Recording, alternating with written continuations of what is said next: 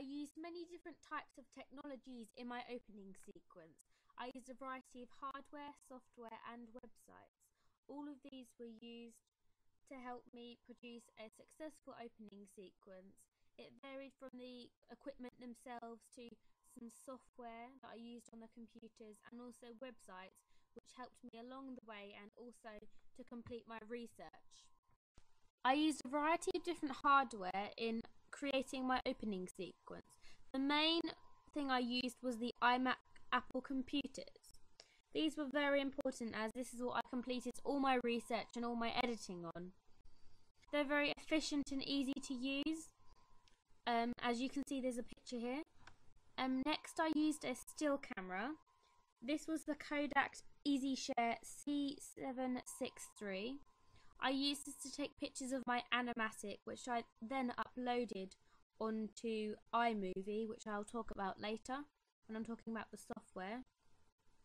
Next I used a video camera. This was the Canon FS100. I used this to film my opening sequence and get the footage I needed. And also in using this I used a tripod in a few of my shots. This was to make sure that the shots were smooth. This is mainly for only like pan shots.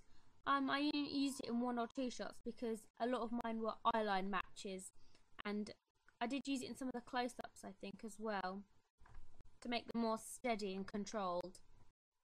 I used 5 different types of software when creating my opening sequence. The first piece of software I used on the iMacs was called iMovie.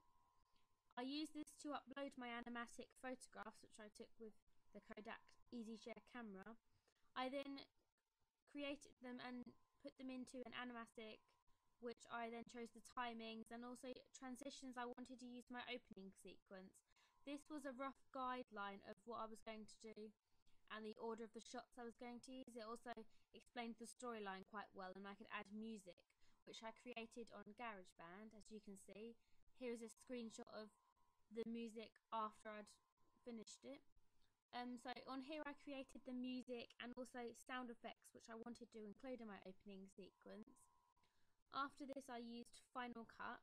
This was the software which I used overall for all the editing and putting it all together really. Here is a screenshot of Final Cut and all the things together that I used. When creating the titles I used a program called LiveType. I use this to create Diamond Media, that title, and also my other titles like the name of it, the title of the film, Illusional Fear, and also the casting and the screenplay, all the black and white ones. They had nice effects on there. LiveType was really good actually because you could use lots of animation and it really made them a bit more interesting than just having text. And I used Photoshop Premiere Elements to create my Apex Productions title.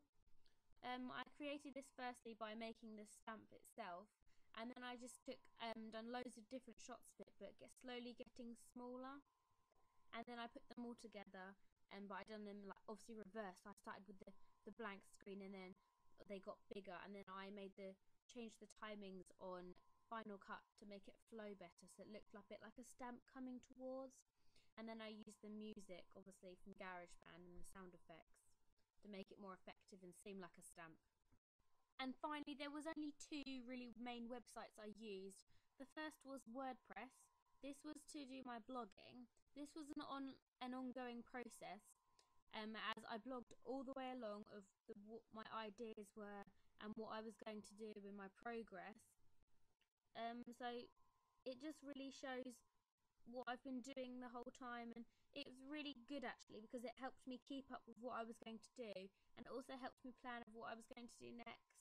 Like just before I was about to film, I put a blog about what I needed to prepare before to make sure I was ready for the filming. Access it from school and from home, which means I didn't have to carry papers around with me. Also you can just put little short blogs on there if you just had an idea, and it didn't have to be too formal, and the language was very casual that I used. As you can see there's a screenshot now. YouTube is also another website I used. This was to look at other opening sequence clips, for example, to look at Silent Hill, and although I did look at those on the DVD, but I did place some trailers from there onto my blog. But I might later put some links to the actual opening sequences themselves. Also, I looked at some production companies to get some ideas of the designs and how they were produced and the sort of layout they used as well. So here's a screenshot of YouTube.